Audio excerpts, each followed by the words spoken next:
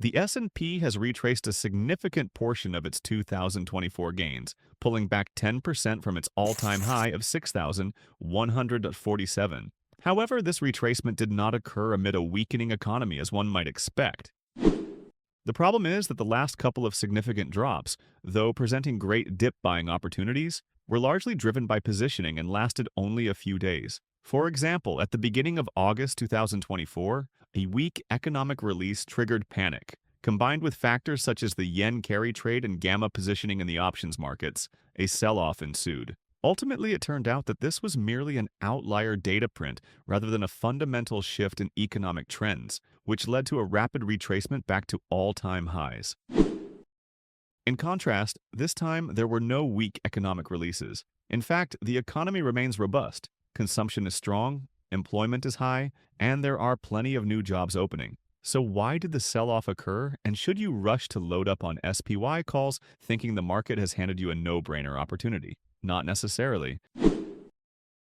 As you might have experienced, the market is always forward-looking. This explains why the strategy of buying Bitcoin after Trump's win, a known crypto advocate, did not yield the expected results. Investors often position themselves well in advance of major events, such as Trump's second term. Although a huge rally followed his presidential win, the market has since retraced that move. The primary concern here is the fear of tariffs and their potential effects on the economy. Tariffs present a complex challenge for economists, as their impacts on consumers, inflation, and GDP growth are difficult to quantify. Nonetheless, most market participants agree that tariffs tend to have a negative effect on the economy. If you're wondering why tariffs are even signed into law if they're so detrimental, the answer is that they often serve as a power play. Trump, for instance, is signaling the dominance of the largest economy and warning others not to take advantage of it. Returning to fundamentals, if you examine the PE ratio and market breadth in the S&P 500, they remain relatively high even after the pullback. While these levels are nowhere near those seen during the dot-com bubble of 2000, they are still elevated. Moreover, this strong breadth can be problematic. The recent run-up was largely driven by a handful of companies, priced to perfection, you might say, with NVIDIA as a prime example. In NVIDIA's case, it wasn't an earnings miss, but rather a shortfall in the anticipated expectations that negatively impacted the stock.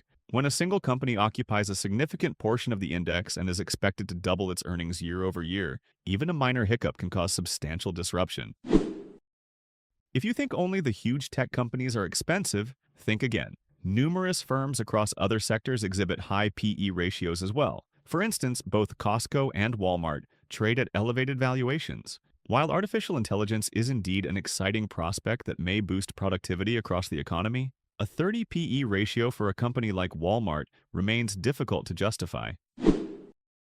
We also have plenty of shooting powder for both the Fed put and the so-called Trump put. With interest rates still high if the economy stalls, the Federal Reserve has ample room to cut rates aggressively, provided that inflation subsides concurrently.